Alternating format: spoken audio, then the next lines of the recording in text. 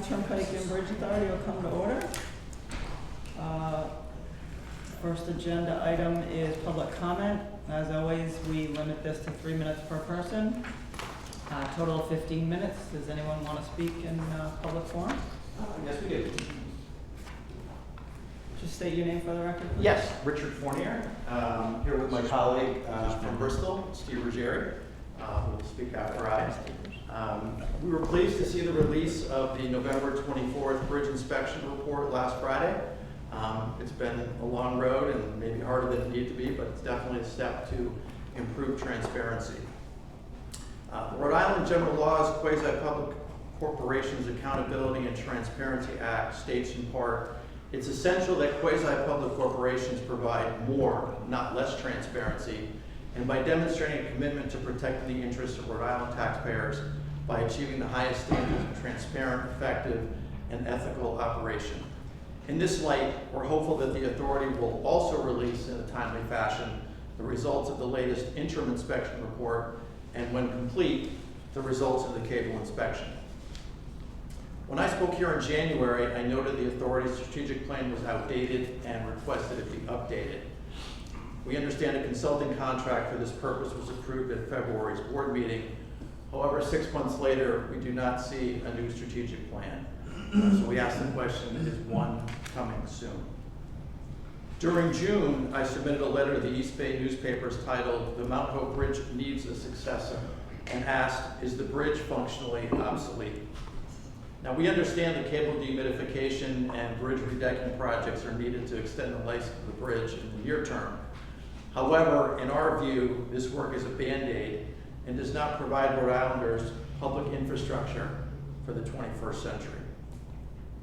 I was recently on a vacation in Nova Scotia, and last week, the Halifax Bridge Authority released an RFP to consulting firms for its McKay Bridge, a suspension bridge that opened in 1970 to evaluate viable long-term transportation options across Halifax Harbor.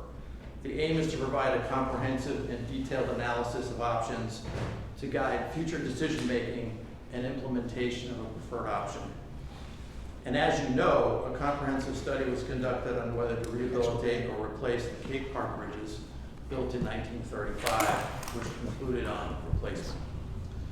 From our vantage point, it appears that RIPTA is focused on extending the life of an outdated asset, the Mount Hope Bridge.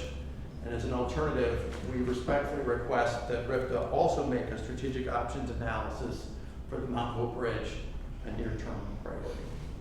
Thank you. Thank you.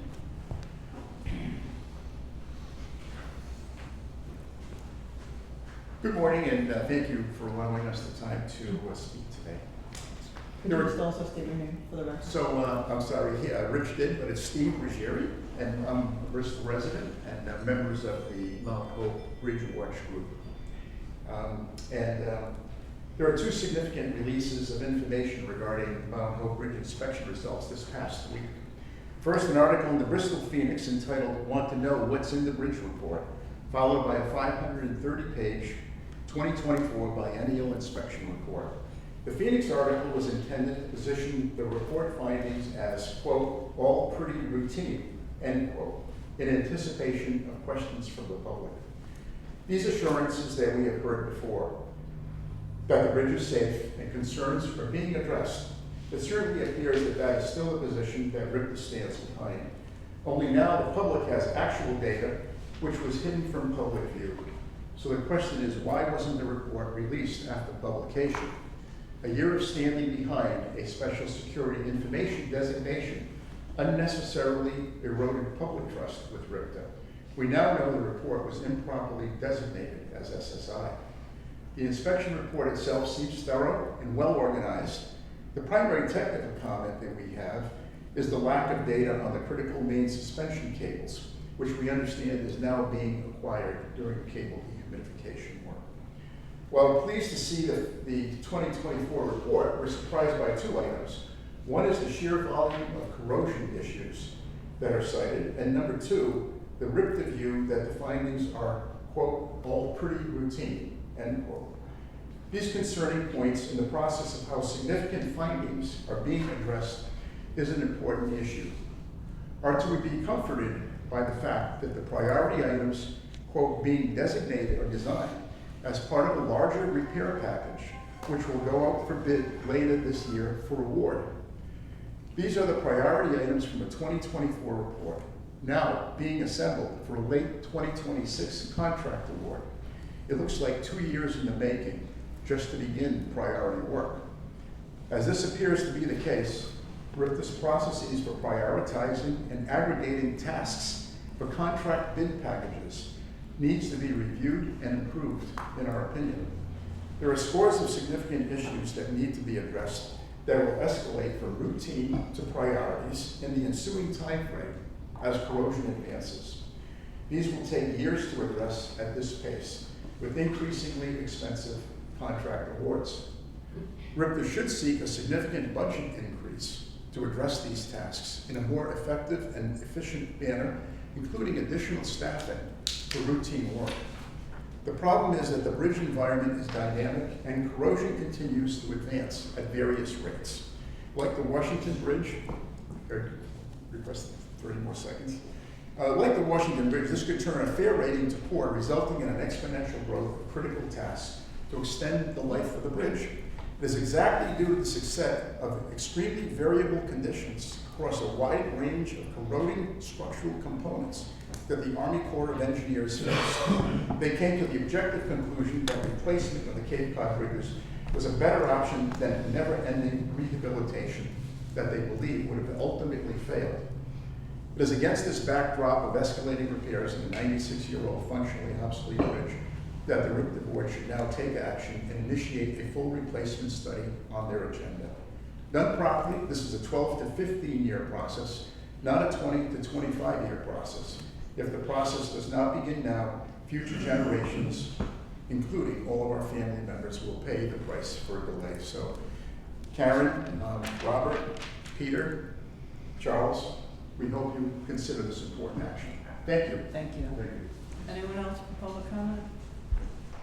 Okay.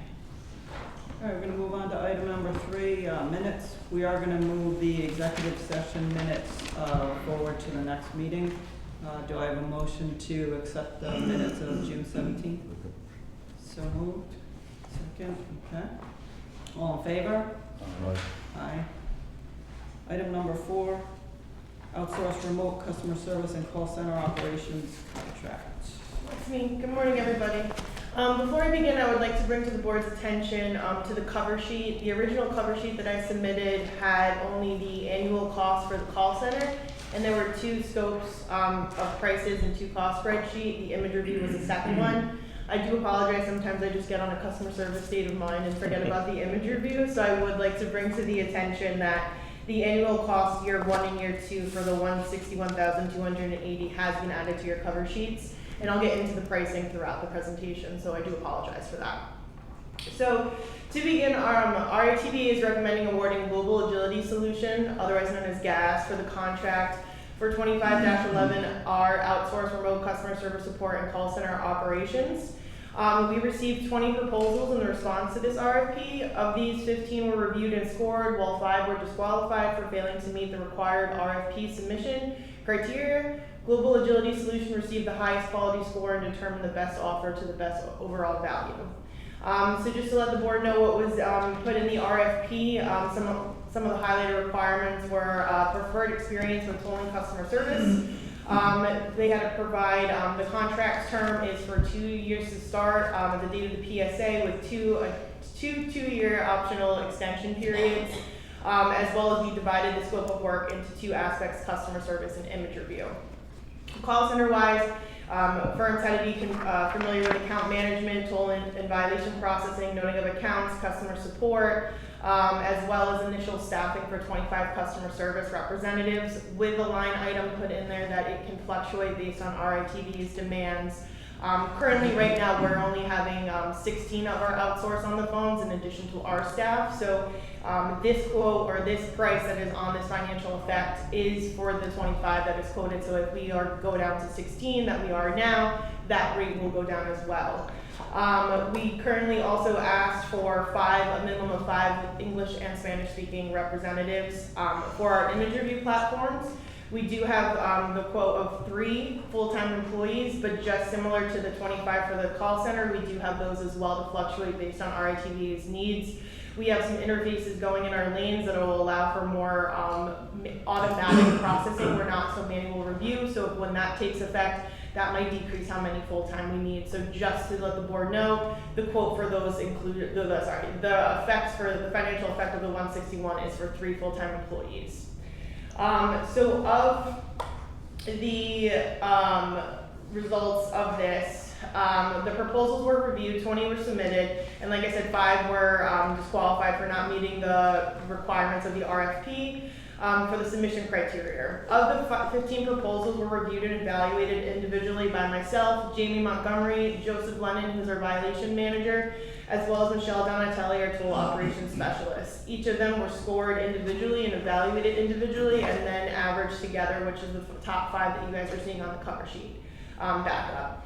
Basically, it was divided into 3 criteria with a points of up to 1,000. Experience of proposed team was 30%, which was a possible 300 points firms could earn, as well as an understanding of scope and demonstrated performance for 400 and costs for 300 points as well of 30%. The top 5 of the 15 proposals evaluated were Global Agility Solution, Harris & Harris, CBE, Maximus, and VIA Plus. Global Agilities, or GAS, scored for the highest exceptions in section A and B, so experience of the proposed team and firm and understanding of scope and demonstrated performances. They have a copious amount of work with tolling for customer service sides. They provided I-66 express lanes, Ohio River Bridge, Pocahontas Parkway, and Washington State as similar projects to us. They have a strong experience in account activity, toll by mail operations, to violation mitigation, dispute resolution, and collection campaigns.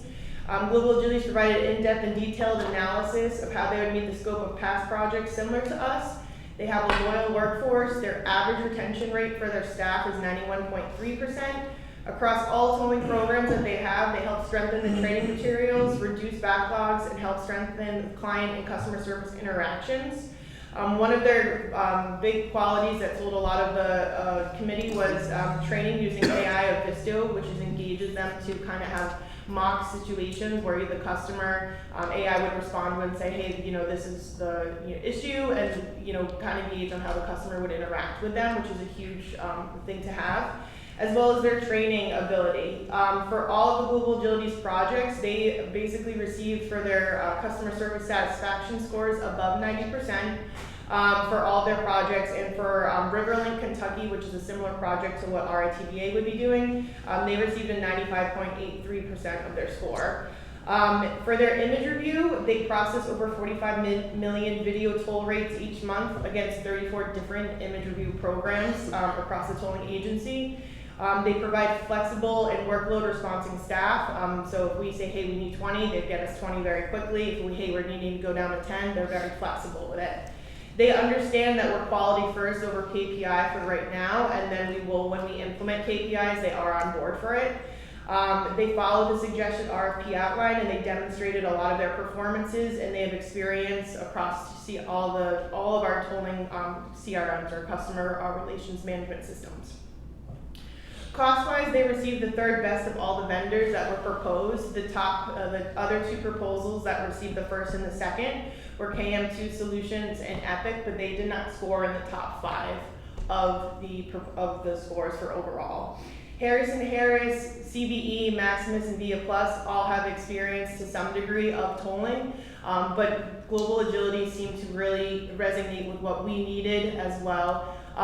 So if you guys have any questions. Yes? Could you, well, first of all, I appreciate the fact that you pointed out that this is a not to exceed value in each of these cases, and it's going to be that or less depending on the use of the staff. Yes. And then secondly, can you just describe a little bit about the benefit that we get from using this approach? Sure.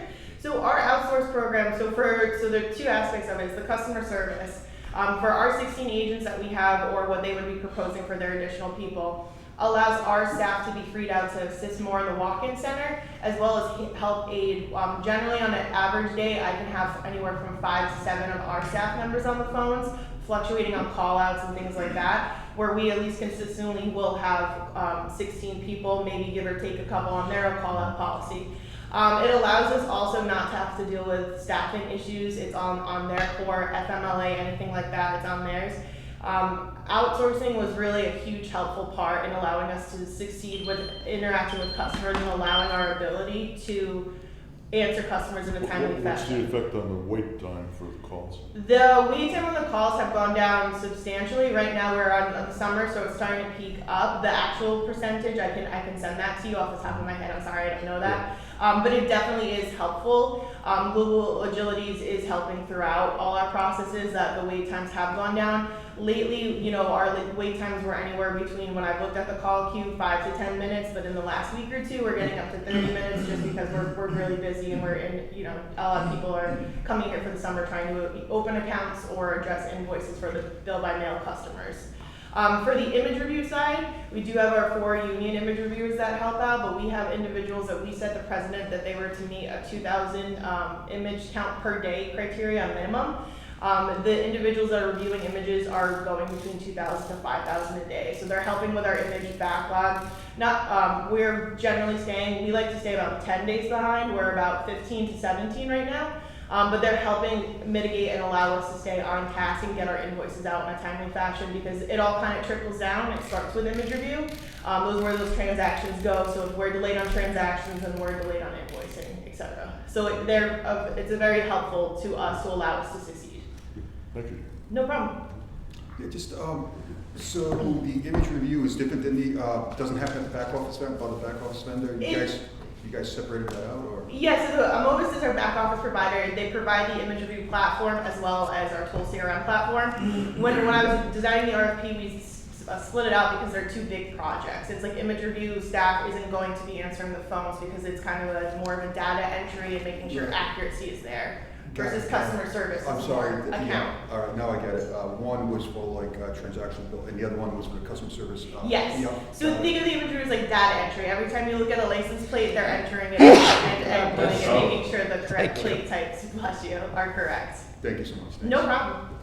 Jamie, you mentioned wait times had gone up from like 5 to 10 minutes to maybe around a half hour. Those are people who come here, not people who are holding on the phone, right? Phones. Those on are the the phone. phones. Yeah. Okay. So right now we did our, it's the 5th of the month. Between the 5th and 7th is when our excessive iToll notifications go out to advise customers of the $6 charges. So every Monday we're always busy. Mondays have been notoriously our busy day, as well because we're closed over the weekend. But this past Monday and Tuesday specifically, those notifications went out to customers. So a lot of people were in response to that. Our walk-in center was packed all week, so much so that myself and our customer service manager were taking customers throughout the last few days just to help speed up the process. So Jamie, if I could just interject here, just so everyone understands because we throw around these terms about excessive iTolls and everything. But so what we've been doing, because in recent months, we have been focused on the fact that the lithium battery in what we call the plastic box, which is a TDM transponder in the cars,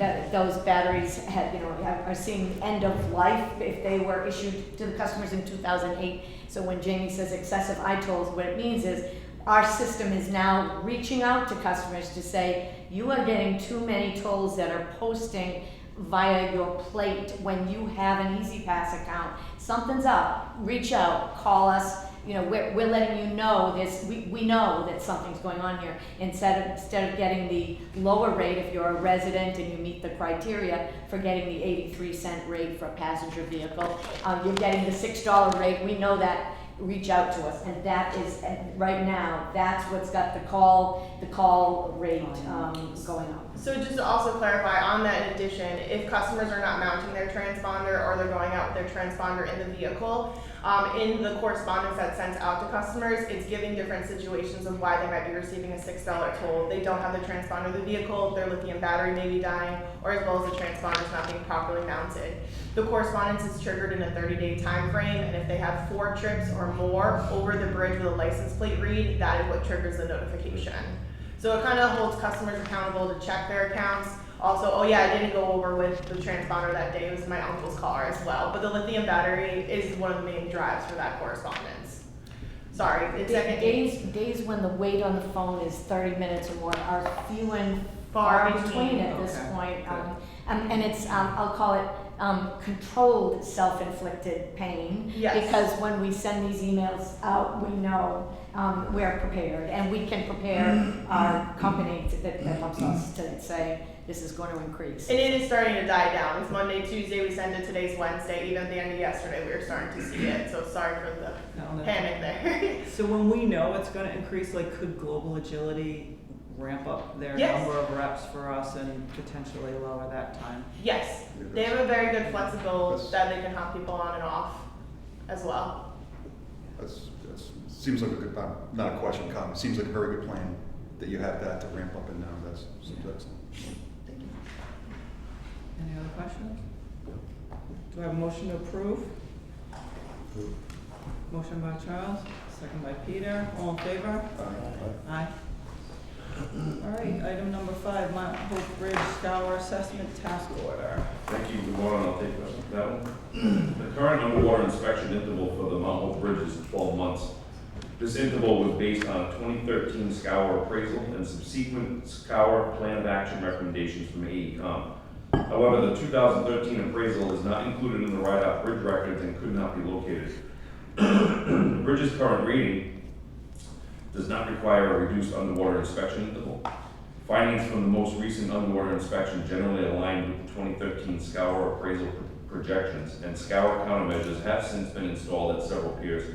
An updated scour appraisal, assessment, or evaluation is warranted to reflect current conditions and complete the bridge file. The goal is to return the underwater inspection frequency to a 24-month schedule. RIPCA solicited a proposal for the scour assessment from Consor North America Incorporated. Consor completed the most recent underwater inspection. This scour assessment will include a combination of additional fieldwork and incorporation of the latest inspection findings, making Consor the logical firm to engage for this task. Consor submitted a proposal in the total amount not to exceed $24,959. The cost included in this proposal was reviewed and determined to be reasonable by RIPCA staff. RIPCA staff recommend awarding the scour assessment of the Mount Hope Bridge to Consor in the amount not to exceed $24,959. Thank you. Anybody have any questions? So this process will confirm and document the fact that the scour protection is appropriate and adequate. Yeah, they'll do some field work to verify the scour countermeasures that are down there around the piers. They'll look at the inspection results from the last inspection and make some calculations, and then once this assessment is done and verifies the condition, it goes on file with RIDOT in their system, and that should put us back on a 24-month inspection frequency from the 12-month right now.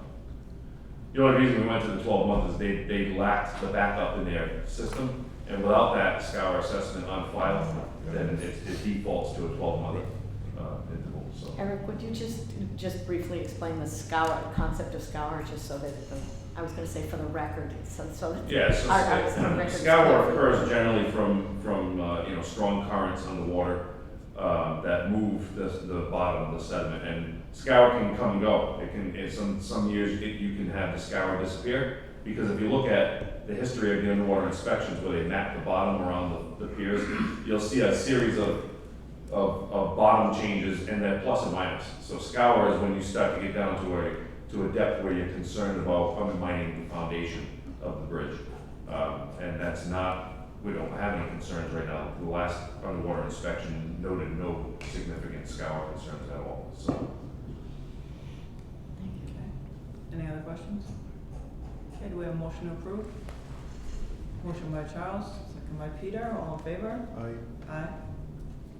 All right. Item number 6, paving RIPCA employee parking lot access road purchase order. I'll take that one as well. RIPCA employees began parking on the pavement between the administration building and Rhode Island 138 after the new highway alignment and automated tolling project was completed. The current access to the parking area is via a temporary gravel and crushed stone path. A permanent paved access road is required for continued use as employee parking.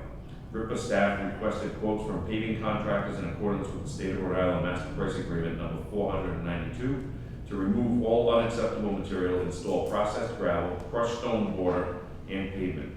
3 contractors responded with quotes ranging from $19,000 to $22,087. The lowest quote is from J.H. Lynch and Sons and has been reviewed to ensure it is complete in scope. One quote received was determined non-responsive due to incomplete scope and unacceptable terms.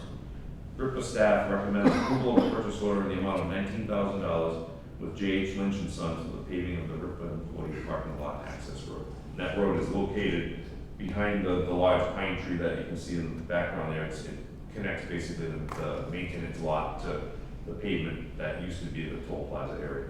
So, Any questions? Okay, anybody have a motion? Motion approved, Charles? I'll second. Second by Bob, all in favor? Aye. Aye. All right, item number 7, Jamestown Verrazano Bridge Joint Replacement Project Change Order.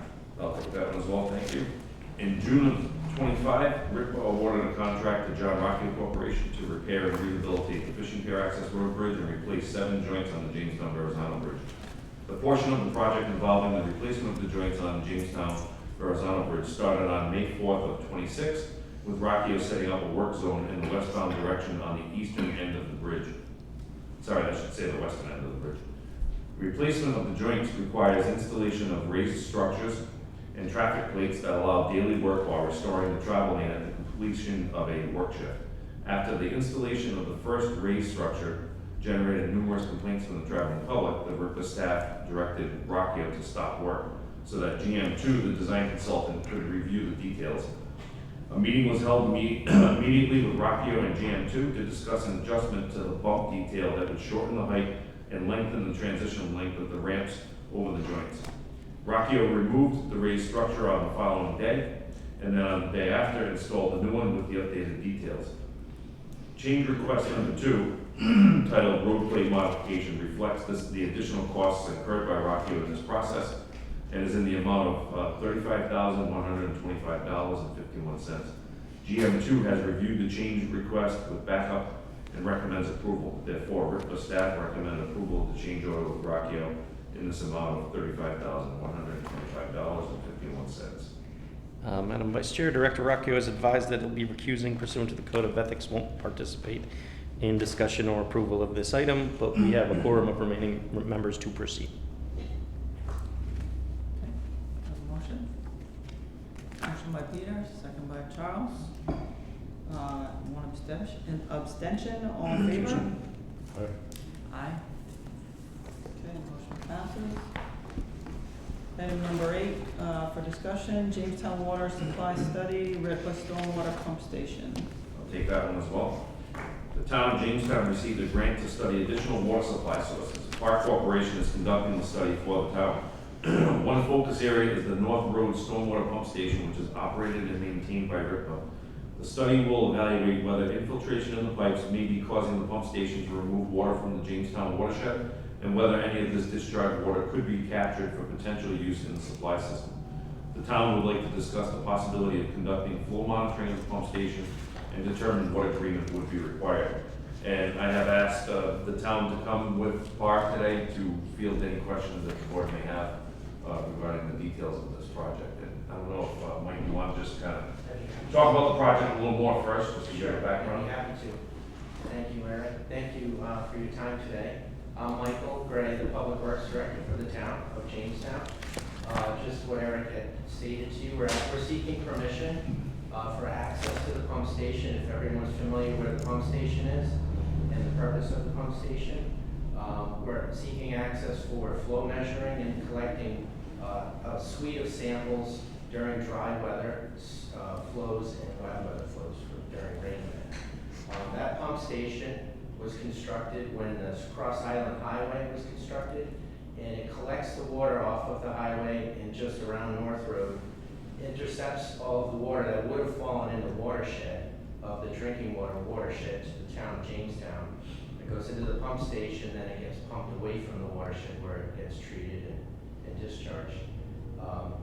We are right now in the middle of a study. The purpose of the study is to try to find additional sources of water for the town. As you know, the town of Jamestown, we're an island. We are dependent upon surface water, and the surface water reservoirs dependent upon rainfall.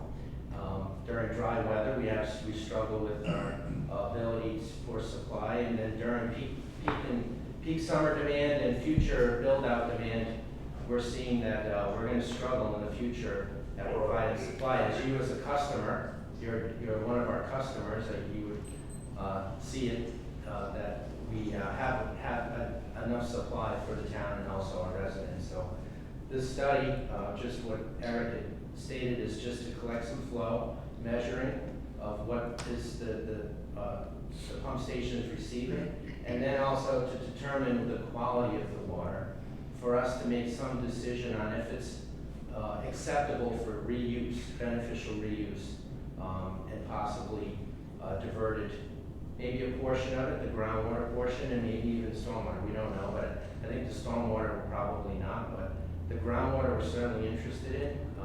The pump station is deep and it's in the groundwater table, and it does receive groundwater, so we'd like to determine how much of that groundwater possibly can be recaptured and reused.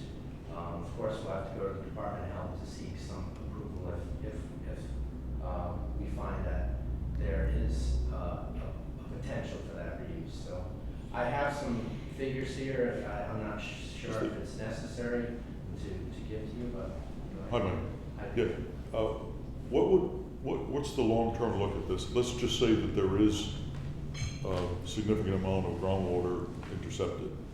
Great question. Where do you see that going? So we have a pipe, actually. So there's two reservoirs in Jamestown. Our primary reservoir, which is just north of the Cross Island Highway, as you can see it from North Road.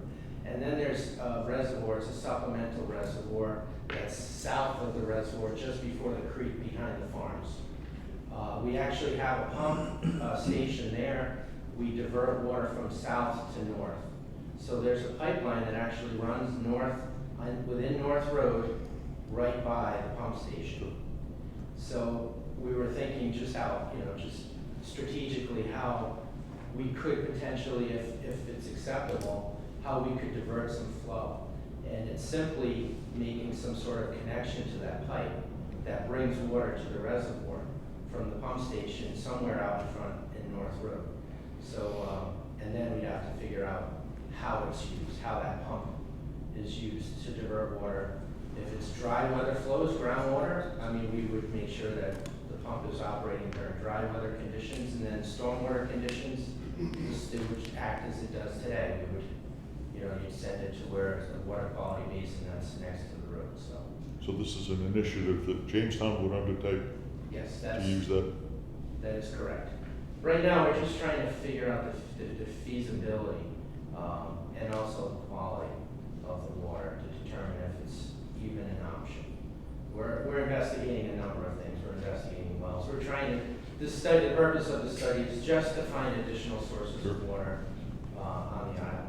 I think philosophically we're all in favor of that part of it too. So today we're just asking for our access for PAR to do some flow measuring, and then they're going to collect 2 suites of samples. I have a list of the samples, but their water quality parameters specifically to determine if it's safe to reuse, to send it back to the reservoir. So there'll be two suites of samples collected. And at the end of the study, we'd be happy to come back and share that with you and make a presentation on what the findings are. Yeah. This item is just a It's discussion. just a Right, yeah, I see that, so.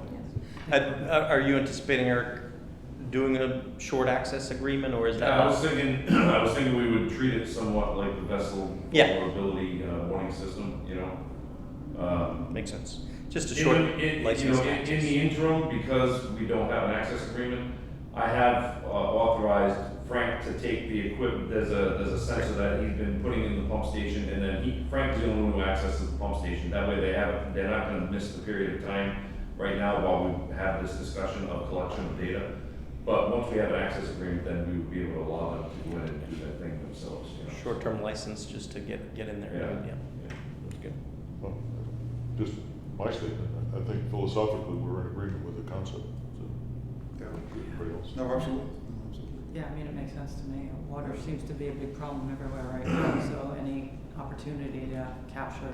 Well, and we know that we're getting groundwater infiltration in our pipes. I mean, because when these systems were installed, they're probably not even gasketed pipes, you know, back when they installed it. And we had a similar issue when we were at the airport where we had tons of groundwater infiltration in the drain system and our outfalls would flow all the time. So it does pull from the watershed just by naturally, you know, infiltrating. So we deal with water when we aren't supposed to be during non-stormwater events. So. And there's a way of separating that from the stormwater? The groundwater from the stormwater? Well, I mean, I guess that remains to be seen. So it could be eventually where they set parameters where if you have a storm event, they can't pump water to their reservoir for X number of hours. So it allows the pump station to purge itself from the stormwater. Yeah. And then once we get enough groundwater, then, you know, it would be. Right, like some type of shut. There would be some parameters that would have to be set, that would maybe set a switch that would send the water the other way. You know? That's what the wet side of the monitoring will tell you whether. That's right.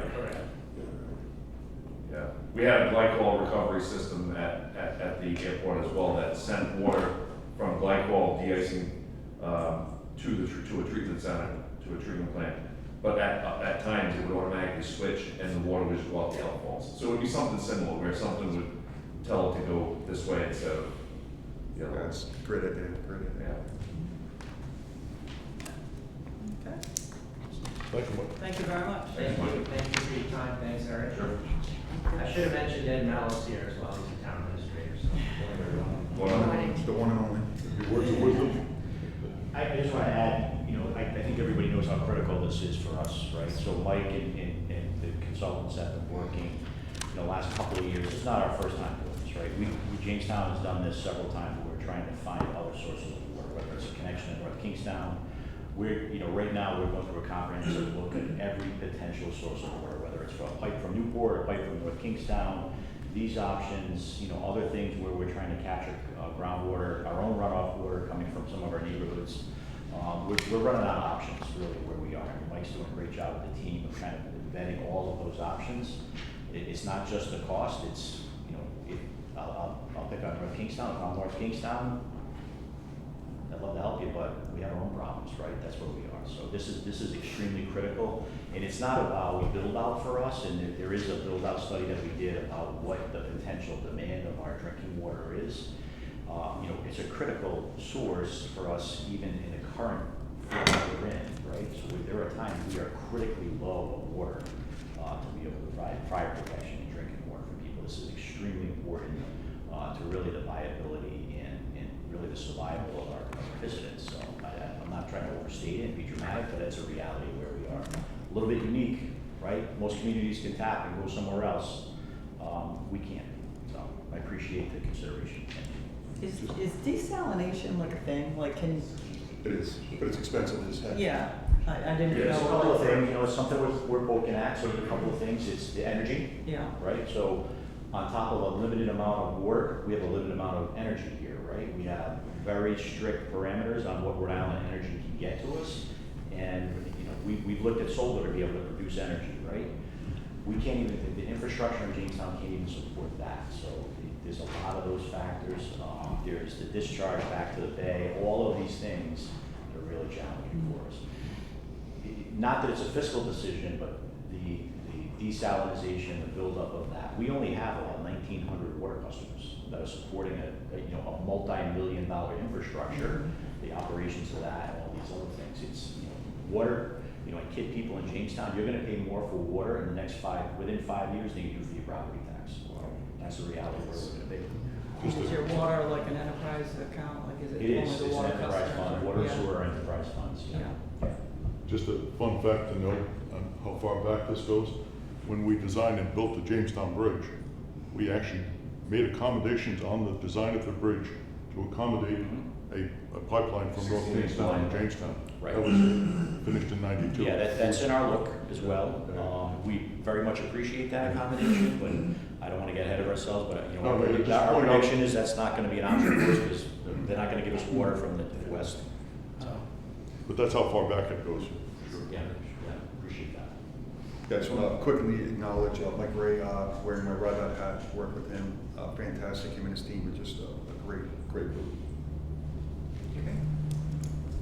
All right. Okay, we're gonna move move on to item number 9 for discussion, motor fuel tax bonds 2026A refunding status update. That'll be me. All right. All right. On July 9th, all documents were signed and sent to the trustee. This completed the refunding of the Series 2016A motor fuel bonds. I think we pulled together an excellent team. A couple members are here today. They will go through a quick presentation. But I'd like to not only thank Vivian and Matt, but Eugene and David from HVB Law, Tony Gubata, who's our controller, Joe Rodeo for his assistance as well. But I think the team did a really good job, and I'll turn it over to Matt and Vivian. Sure. Sure. Thank you, everyone, members of the board. My name is Matt Blaze from Hilltop Security, serving as municipal advisor to the authority. So as Jeff mentioned, on July 9th, the authority closed on $75,010,000 of bonds. You all should have a brief presentation as in your board package too. So I'll just go through the highlights of that presentation and mention Vivian Altman's also here from Huntington Securities to serve as lead banker for the underwriter. So this was a tax-exempt current refunding of the 2016A bonds. 2016As reached their call date on April 1st of this year, so they could be redeemed on a tax-exempt basis after that time. No extension of the final maturity. It's still October 1, 2040. The ratings did not change. We went through the full rating process. They're still at A+, A- from S&P and Fitch, respectively. We have the members of the team here, but I think that Jeff did a good job of laying that out. So as far as investor engagement on the day of pricing, the bonds actually priced on June 24th. That was a Wednesday, June 24th. And typically on these negotiated public offerings, there's an order period, probably around 2 hours usually. This one was 2 hours. And it was moving extremely fast, I'd say. By 9:30, the entire issue was already fully subscribed. That means that investors had already came in for the full $75,010,000 of bonds that were offered. By 10 o'clock, there was 2.7 times oversubscription. So there were more investors that were coming in for the bonds than there were bonds available to sell. And then by 11:30, there was 460 million orders, over 460 million orders for the $75+ million of bonds, which equals 6.1 times oversubscription. So there were many more investors that came in and were interested in the authority's bonds and in placing these orders than there were actual bonds that were available. And they were all big names here. There were 26 institutional accounts. They placed 124 orders. There were several of these institutional investors that placed over $40 million in orders. Several, I'd say over 5. There were 5 that did. And there were also some retail orders too of 2.8 million. So that's local individuals that placed orders on the bonds too, not just institutional like your PIMCOs, your insurance companies that came in. So as far as results, there was annual debt service decrease in fiscal year 27 through 41. There was net present value savings of over 6.6 million. As a percentage of refunded bonds, that's 7.66% of the refunded bonds as far as savings as a percentage. Which just by, I'd say, an industry standard, what we typically look at is you want to see at least minimum savings of 3%. And this is more than double that. So very strong savings. On a budgetary basis, it's over 11.6 million. And it's structured for more upfront savings in fiscal 27 and 28. It's almost 5.3 million in 27, almost 4.3 million in 28 of cash flow savings. So over 9.5 million in just, or around 9.5 million in just those 2 years of savings. And that's direct budgetary savings. So that's the amount that the authority does not need to put towards debt service in those years that they would have otherwise done if the bonds were not refunded. So we've got a pricing progression scale here, and this shows just the subscription level for each maturity.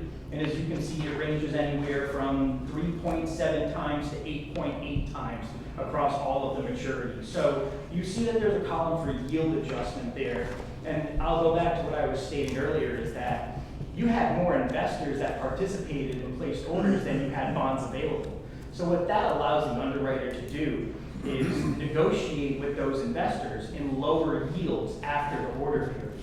So we were able to lower yields by anywhere from 3 to 8 basis points, which just creates additional savings from all the additional investors that came through in the negotiations from Huntington too.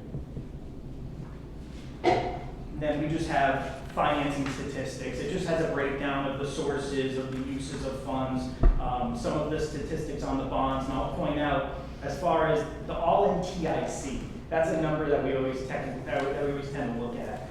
It's 3.6%. The TIC stands for true interest cost. So that's the cost of the bonds with all of the fees, the cost of issuance, underwriter's discount. There was insurance that was utilized here as well. The underwriter solicited for insurance. There are two major bond insurers. They're both rated AA, so it's a higher credit rating than the authority. So with that additional security of the insurance, you're typically able to get, you can get lower yields. So we were able to achieve that here. It produced additional savings to the authority above what their fee is, because there's always a break-even analysis. So insurance costs X. Well, we need to see savings above that number to make sure that this actually works and that it papers. And then there's just the debt service savings. If you want to see an overall snapshot, you can see the savings is really concentrated in the first 2 years, and there's still savings in the third year, pretty substantial savings in the third year of almost $1 million. And then there's savings in the subsequent years as well. It's just a little bit lower. But there is no year which the authority will be paying more in debt service than they were paying before. And again, there's no odd restructuring components here, like pushing out final maturity or trying to make your debt payments smaller in that way. It's simply a comparison of how it priced now versus where it was in 2016, or what you were paying originally on bonds. And I'm happy to answer any questions. I'm sure Vivian's happy to answer any questions too. But congratulations to the authority. Fantastic result. It's sort of curiosity, why would they just, as investors, be buying treasury bonds that pay higher yields than, like treasury bonds, you can get, 4% more than, over 4%. You'd have to get pretty short term. So for one thing, these are tax exempt, and so the institutional investors, well, so for the individuals, for the retail, I mean, they're, that's sort of straightforward. But for the institutional investors that you see, they maintain funds that individuals buy into, typically. Or if they're, Matt mentioned, insurance companies, there are other kinds of institutional investors that have a benefit from the tax exemption in some form. That's the answer, tax exemption, absolutely, that's a huge benefit. So, yeah. And the ones that go into funds too, just as far as tax exempt investments go, right? If you're in a higher tax bracket, then the taxable investment doesn't quite look as attractive when you look at the equivalent yield on a tax exempt municipal bond. So there's an analysis that can be done where you put in your tax exempt equivalency versus the taxable equivalency, and you see which one provides a larger yield benefit. That is true, and tax exempt bonds, municipal bonds have had a better performance. Yes. Recently. And I'd like to mention that over the time that I have been here and Jeff's been here, we always have monitored the situation with our bonds to determine when is the right time. And what I would like to mention is that one of the ways we know it's the right time is that the underwriters reach out. Suddenly you're getting, and I mean, we're monitoring it anyway, but suddenly it's your own, what you're seeing is validated when you start to get reach out from a number of underwriters saying, hey, you realize you could achieve these savings. And the point of my comment is that Vivian from Huntington, which was Janney and recently became part of Huntington, she was reaching out even when there was no deal to make, to say there's no deal to make, which I very much appreciated over time. That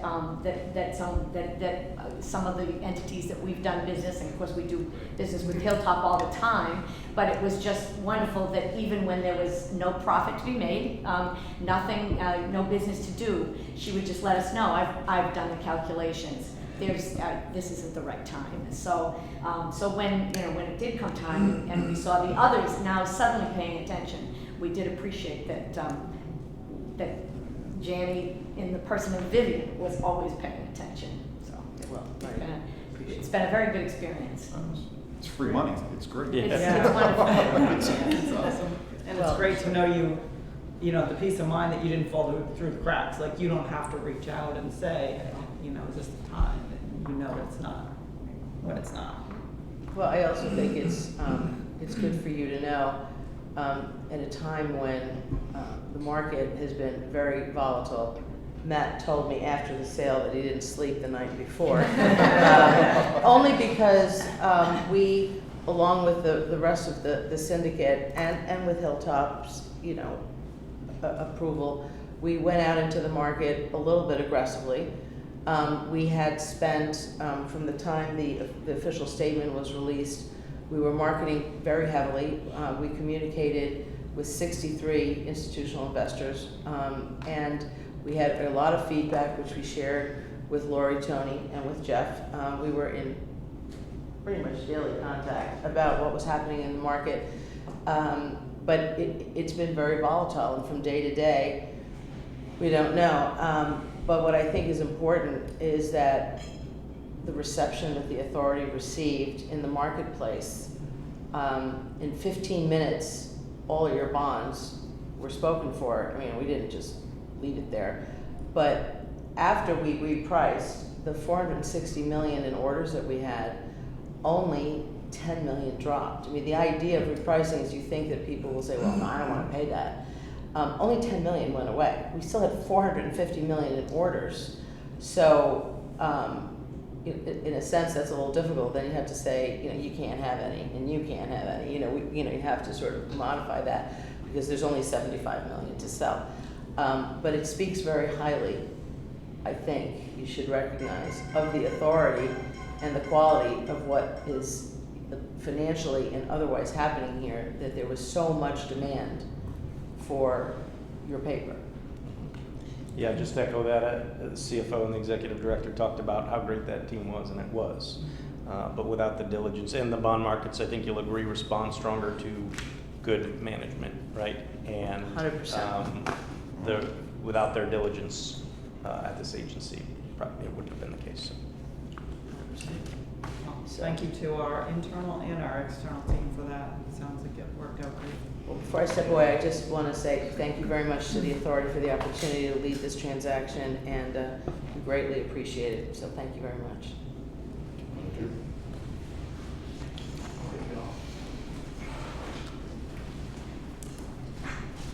Okay, we're going to move on to our capital project status report. Yeah, I'll take that one as well. The dehumidification for Mount Hope Bridge is moving along nicely. We just were out there up on the scaffolding the other day with the design consultant AECOM and Kiewit, and we actually opened the cable with wedges in 2 different locations, and we're pleased with what we saw.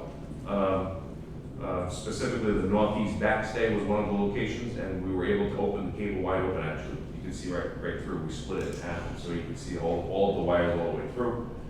And we went to the north tower, east cable, south location where we had removed a casting.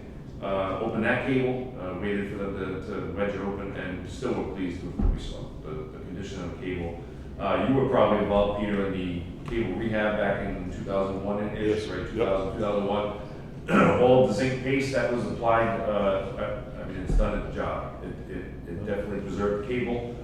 When they've removed all of that, a lot of it flakes off. They can hit it with hammers, and a lot of it flakes off. But the surface of the cable so far, what we've seen, we've been pleased with. So, very encouraging results so far. But they'll just continue to go around to the different locations that were selected, and then probably some extra locations for the cable inspection. The rest of the work is progressing nicely. All of the cable band bolts have been replaced. Yeah, That inspection of the cable will be ongoing through the course of the project as they approach those areas. yeah, until they complete all the locations that they specified, plus some additional ones that we're gonna ask them to look at. So at some point, we'll get a deliverable about Yeah, so the overview of the whole thing. once the inspection is complete at all the locations, then AECom takes all that data and then goes and calculates the new safety factor as a new benchmark for where we are moving Good. forward. But so far we're encouraged. It has been producing good results. The cable wrapping is ongoing in the locations that do not need to be open. So they've got basically a graphic and that telling the cable wrappers, don't wrap here, because we need to do the inspections. They'll go back and do that later. But we took a look at all the wrapping. They're doing a really nice job. They definitely have an A-team on this job. So they're just plugging along. We added it. So the wrapping, for everybody's benefit, is to make sure that the dehumidified air doesn't escape. That's right. It's an elastomeric wrapping that bonds to itself using heated blankets once it's wrapped and overlapped to the specifications. And it creates an airtight seal. And every time you get up to one of the cable bands, there's a detail that we looked at the way they installed the detail. It's pretty good. The way they caulk the cable bands to seal it, and then they have these tie wraps that go around and it kind of expands around the base of the cable band and seals all the air off there as well. So eventually, once the system's running, it's supposed to be airtight. So, but so far so good. We've added an additional flagger in the Portsmouth intersection to make sure that we don't have too much curve for backups while the alternating lanes are in place during the day, and that seems to be helping out there. The infra project here for Pell, we're just waiting for Federal Highway to wrap up our grant amendment that we're processing with them. Everything is ready to go back out to bid. We just need to get the okay on that. We had to submit one extra piece to the Historic Preservation Society, which included a rendering of the stair towers that are going to be installed down to each anchorage on Pell, so that they can take a look and see if it changes anything dramatically, but I don't think they'll find that. Steel repairs and joint replacement on Fishing Pier Access Road Bridge in Jamestown are going along nicely. They still have to cut the joints in at Fishing Pier at some point, but they have repaved the bridge. They've removed all of the access to the underneath where they did all the steel repairs and painting. And the night work is going along nicely. The westbound joint demolition is complete. They are in restoration mode right now, where they're pouring new concrete to get ready for the installation of the new McGee joints. Again, all that is being done at night right now, so it's been working out pretty well. But they're targeting the end of this month for the start of the installation of the new joint systems on the westbound side. Once those are done and all of the ramps that protect the joints are removed, they'll start to move over to the eastbound side. The vessel strike vulnerability assessment, I've reached out to Majeski and Masters. They anticipate submitting that final report at the end of this week. Deck assessment and repairs design for Jamestown. Just I'd like to reiterate, whenever you do get it, I'd like to be aware of it. Sure. Opportunity to review. Deck assessment and repairs for Jamestown Horizontal Bridge is in design still right now. Preparing some plans and specs. Pier 10E bearing replacement design and construction support services. Again, that's out in construction. The contractor has ordered the bearings, and they've been working through the shop drawing process to get all the shoring designed and approved with the design consultant. Bridge rehab owner representative services for Mount Hope Bridge. So we have, as you know, we had shortlisted down to 2 consultants for final selection. They have since, over the past week, submitted their final proposals, and it'll be a review process for us now. We're going to start reviewing those proposals with our consultant Michael Baker, and then score them in order to make a final selection. Just out of curiosity, how much of that $50,000 stipend was used? In reality, they probably used more, but we only allowed that far. Right. Yeah, but in reality, I think they probably have both. They haven't invoiced this the amount yet. But they probably exceeded it. Yeah. They probably exceeded it, you know. Capital improvement plan, we're getting the final copy shortly. We did do a couple of review sessions with the consultant and internally to go through and make sure that everything has been included. And then it goes to Jeff and his finance folks so that they can do the plan to finance, and that'll start to shift things around a little bit so that we can make make sure that we can get everything done and fund it all, you know. The toll equipment building generator design is ongoing with Jacobs. Pavement crack sealing, we're about to go out to bid on that shortly. We're just finalizing the bid documents. And miscellaneous repair design for Mount Hope Bridge continues. I think we're gonna get our first submission at the end of this month for us to review, and then hopefully move to the final submission shortly after that. Other than that, we have a list of road ratings in here that, you know, you can see we're still ongoing with some of these bridges. Mount Hope Bridge routine will be done either the end of this year or by early next year. That is being driven by coordinating with Hewitt when we can be out there with the inspection team when we're not interfering with the work. We have a 3-month flexibility that's allowed by inspection standards. So we actually have until February to get the inspection complete, even though November is the due date. Peter, you have a question? One follow-up. We had talked in the past about going out additionally one more time on the pavement. Yes, so we're working with Lynch right now on that, and it sounds like they're going to want to do 5 Sunday nights instead of a full week in a row. And I think it's just about scheduling their own work, and it'll work for them to be able to do it that way. That's what we anticipate at this point. So we're working on scheduling that with Lynch right now. And we estimated that should pretty well clean up the patch. Yeah. Great. Good, thank you. That's good. Thanks, Eric. All right, moving on, Executive Director's report. Thank you. So my first item, I usually start by talking about customer service initiatives.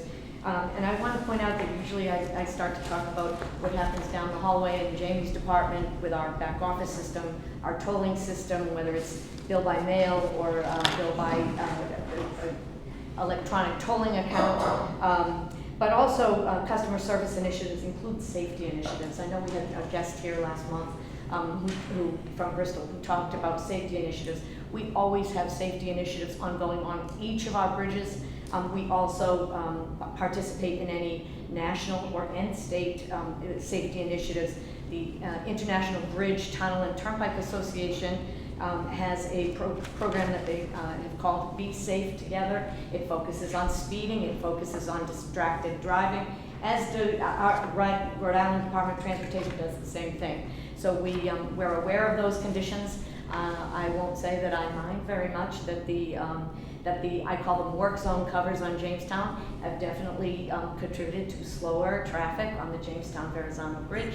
So that's a nice thing. If I might add, Lori, you know, if you've traveled westbound on the bridge, you notice we put up speed radar signs. We also have them going eastbound right before you get to the construction site. And I've gotten feedback from the public that they've noticed that people hit their brakes when they see the red light flashing at them. And we have in the budget money to purchase more. We're going to put them on the other bridges as well. Some newer ones on health, because the ones that are there are outdated, and all of the new ones are solar. It's great. You can move them around, or you just pretty much set them and forget them at this point. So. And the other thing that I would identify as the biggest safety initiative, which we didn't necessarily focus on that part of it as much, which was going all electronic out here, because this plaza was an extremely dangerous piece of road that was designed for traffic. You've heard me say this before, traffic that comes to 0 miles per hour to wait for an arm to tender a toll and wait for the arm to rise to get through. It was the things I used to see in my office. I could tell you story after story. We don't see any of that anymore, knock on wood. It's a much safer road environment out here. So we are always focused on safety. As I say, I hope in the upcoming legislative session we'll be focusing on some of the things.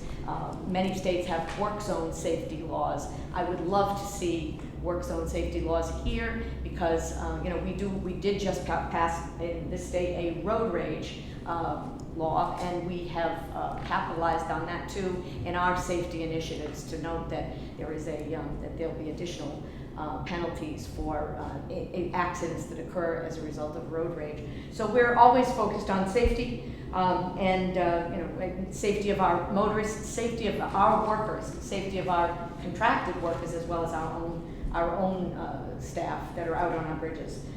Then in addition, Jamie's already talked at some length about our, ongoing customer service initiatives. We're getting closer and closer to sticker tags. While that is exciting for us, as I say, that the technology is changing quickly, but I think that will be a great thing. I mean, sticker tags here will take up far less room and for storage. There's no lithium battery that will have a shelf life that we have to worry about. It's all going to be a great initiative, and that's coming right up. So we'll get through the summer, and then we will start to issue sticker tags as some of the neighboring states and other states have done. On federal grants, we received another grant for the Mount Hope Bridge, and that's a build grant, which is for $8 million to design the deck of the Mount Hope Bridge. We all know that Eric's been talking about that at several different meetings all along, and we're happy to have $8 million to look at different designs.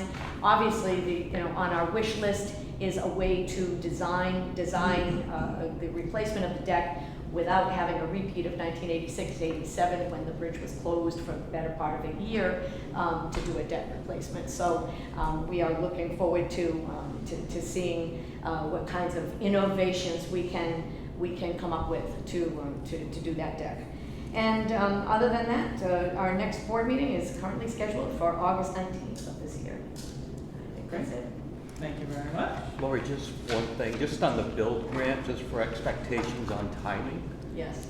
It typically takes anywhere from 6 to 9 months to get that money obligated from the feds. So even though Lori says we have the money, we really don't have the money. At least, right? And even when we have the money is reimbursed. What we have is a grant agreement to proceed. Yep. So, right. All right, the board's going to move into executive session pursuant to Rhode Island General Law 42465A2, discussion, vote, or other action, working session pertaining to collective bargaining. We need a roll call vote. A motion and a second and a roll call. Yeah. Thank you. Good seeing you.